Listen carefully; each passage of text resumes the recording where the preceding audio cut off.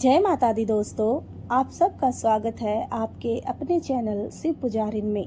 आज हम सुनते हैं दुर्गा सप्तशती से छठा अध्याय धूम्रलोचन वध, जिसको सुनने मात्र से सभी दुख दूर हो जाते हैं। माँ की असीम अनुकंपा हम सब पर बरसती है, माँ का आशीर्वाद मिलता है और हमारे घर में सुख और समृद्धि आती है। तो आइए दोस्तों, सुनते हैं यह पावन अध्याय।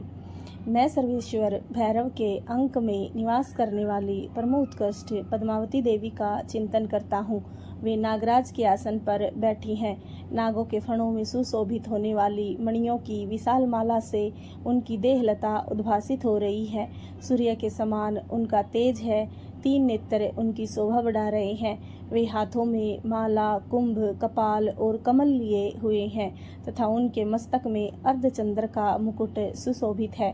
ऋषि कहते हैं, देवी का यह कथन सुनकर दूत को बड़ा अमरश हुआ और उसने दैत्यराज के पास जाकर सब समाचार विस्तार पूर्वक कह सुनाया। दूत के उस वचन को सुनकर दैत्यराज कुपित उठा और दैत्य सेनापति धूम्रलोचन से बोला, धूम्रलोचन, तुम शीघ्र अपनी सेना साथ लेकर जाओ और उस दुष्टा के केस पकड़कर घसीटते हुए उसे बलपूर्वक यहाँ ले आओ। उसकी रक्षा करने के लिए यदि कोई दूसरा खड़ा हो तो वह देवता, यक्ष अथवा गंधर्व ही क्यों न हो, उसे अवश्य मार डालना। ऋषि कहते हैं, शुंभ के इस प्रकार आज्ञा देने पर धूम्रलोचन दैत्य 60,000 असुरों की सेना को साथ लेकर वहां से तुरंत चल दिया। वहां पहुंचकर उसने हिमालय पर रहने वाली देवी को देखा और ललकार कर कहा, अरे तू शुंभ निशुंभ के पास चल। यदि इस समय प्रसन्नतापूर्वक मेरे स्वामी के समीप नहीं चलेगी तो मैं बलपूर्वक झोटा पकड़कर घसीटते हुए तुझे ले चलूंगा। देवी बोली, तुम्हें दैत्यों के राजा ने भेजा है, तुम स्वयं भी बलवान हो और तुम्हारे साथ विशाल सेना भी है।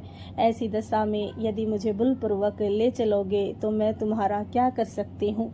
ऋषि कहते हैं, देवी के यों कहने पर असुर धूम्रलोचन उनकी ओर दौड़ा। तब अंबिका ने हुम शब्द के उच्चारण मात्र से उसे भस्म कर दिया।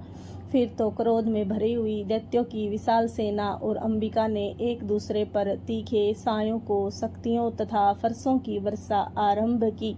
इतने में ही देवी का वाहन सिंह क्रोध में भरकर भयंकर गर्जना करके गर्दन के बालों को हिलाता हुआ असुरों की सेना में कूद पड़ा। उसने कुछ दैत्यों को पंजों से मार से, कितनों को अपने जबड़ों से और कितने ही महादैत्यों को पटक कर ओठ की दाढ़ों से घायल करके मार डाला। उस सिंह ने अपने नखों से कितनों के पेट फाड़ डाले और थप्पड़ मारकर कितनों के सिर धड़ से अलग कर दिए। कितनों की भुजाएं और मस्तक काट डाले तथा अपनी गर्दन के बाल हिलाते हुए उसने दूसरे दैत्यों के पेट फाड़कर उनका रक्त चूस लिया।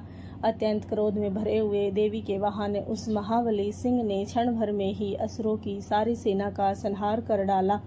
शुंभ ने जब सुना कि देवी ने धूम्रलोचन असुर को मार डाला तथा उसके सिंह ने सारी सेना का सफाया कर डाला, तब उस दैत्यराज को बड़ा क्रोध हुआ।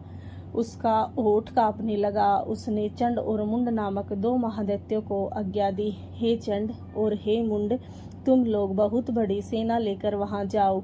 उस देवी के झोटे पकड़कर अथवा उसे बांधकर शीघ्र यहाँ ले आओ। यदि इस प्रकार उसको लाने में संदेह हो तो युद्ध में सब प्रकार के अस्त्र शस्त्रों तथा समस्त आसुरी सेना का प्रयोग करके उसकी हत्या कर डालना। उस दुष्टा की हत्या होने तथा सिंह के भी मारे जाने पर उस अंबिका को बांधकर साथ ले शीघ्र ही लौट आना।